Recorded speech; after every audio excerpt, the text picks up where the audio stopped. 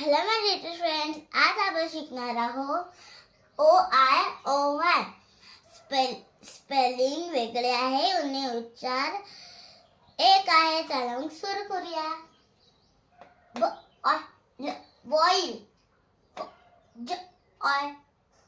Join, foil,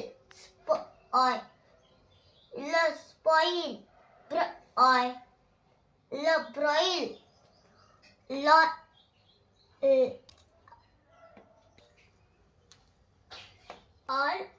alloy, boy, toy, joy, destroy. Thank you.